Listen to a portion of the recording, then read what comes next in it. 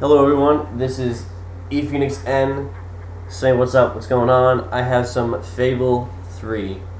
It's a fantastic game. This is just going to be a little bit of a review. I brought you a bunch of different scenes, everything from some combat to some, I don't know, just some of the jobs you can do, some interactions with people and things like that. It's kind of a bunch of random stuff that kind of happenstance to be on here. You can see me with blue hair and in a chicken suit. It's fantastic. It's awesome. But, so on with the review. Let's list some good things. Out of all the Fable games that I have played, and I've played all of them multiple times, this one, the story, I like the best. It's really fun. It keeps you want to go through the story. A lot of times with the others, you get distracted and you end up doing a bunch of stupid stuff, which is still a lot of fun, but you're not really that interested in the story, and so it's not really that big of a deal. This one, because, well, let's put it this way: the old ones, you could be good and you could be evil, and sometimes you can be fat and you can be skinny, and your decisions affect you in that way. And there's a couple other big decisions you could do in Fable 2, like how Bowerstone turned out the town and things like that. But for this one, I mean, your decisions really matter on how many people die, who dies, and things like that. And you get a lot more legitimate power, especially once you gain the throne. So that's really, really cool. And it keeps you going. This is the first time in this series. I had it with the Mass Effect and Mass Effect 2 series, but this is the first time in this series where I really sat down the controller and walked away for 20 minutes just trying to figure out what the hell I wanted to decide. It's really cool. If you like that feeling of really being interacting with the game, and well, then this is the game for you. It's fantastic. It's really, really good. Another thing, besides just great storytelling, and you seem to be a lot more interactive with the world and whatnot, and your decisions shape what's going on, which is cool. But another thing, it's just hilarious.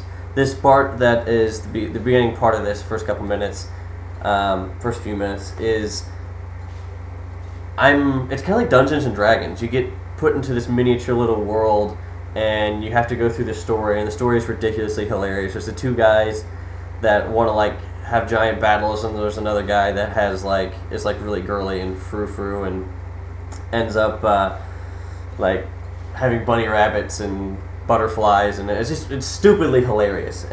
But it's great, and sometimes it's a very dark, grim humor.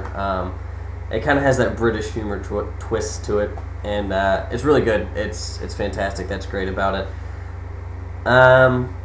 Some negatives. I didn't die a single time I played this. So through 15 hours or some such thing of gameplay the first time I played it through, and I played it through directly. I didn't do a lot of side quests because like I said, the story kind of wrapped me up, which is great. But at the same time, I don't know. I literally did not die a single time in the entire game, and that's kind of a little bit obnoxious. And I think it was kind of the same way for Fable 2 and Fable 1 for me. It's just I didn't really die, and so it wasn't really challenging. So if you're looking for a challenging game, this is probably not going to be it. And I don't think there's a hardcore mode or anything like that. So that's definitely a negative. I don't like to die in video games, but I like to die enough that it presents a challenge. This one definitely didn't have that, but it was definitely good. What else? Negatives, let's see. I didn't like the interaction way. Some of the interactions are okay, but it's the same set of interactions no matter what. You have to choose from 10 interactions, and it just gives you an option of be nice or be evil, and that's it.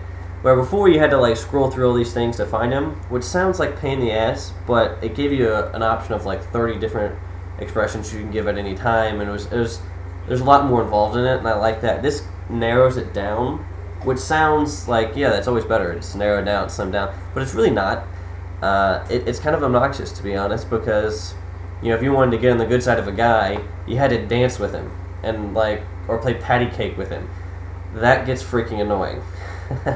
So yeah, that's not really cool, and that's not really good. I didn't like how they streamlined that. Another thing is, there's no way to have multiple games. I started a new game and deleted my old game. Well, I thought, perchance, that it was just that the game I could start a new one and then go back to my old one and do some of the stuff I hadn't done yet, but I can't. You pretty much can only play one. And again, they streamline things, but it's not always best. I think that at sometimes here they cut stuff out.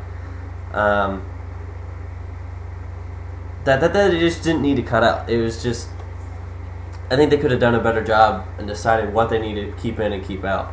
I actually haven't played any multiplayer on it yet, so I don't really have anything to say on that. Just because, I don't really have anyone to play with. There's not that many people I know that have this game as of yet, but it's a very good game. As far as the official review, out of 10, I'm giving it like a 9.25. There's some things that are really obnoxious about it, like you can't die and whatnot, but at the end of the day, the graphics are amazing, the story is amazing. This is the first game in a long time where I was like, I want to skip class. I don't want to go to work. I want to stay at home, veg out, drink like 39 Diet Pepsis and a bag of Cheerios, or a bag of Doritos, and just like veg and play this game continuously. It's that fun and it's that addicting, and your choices are that massive that you want to sit there and think about it and decide what you're doing. It involves you in a way that hasn't happened for me for a while. Closest thing was my Mass Effect 2 recently. But anyway, that's it. 9.25. It's great. You should definitely buy it, or at least rent it if you can. It's a fantastic game. Don't let it pass you by if you like RPGs. Alright, peace everybody. I will bring you some more content soon.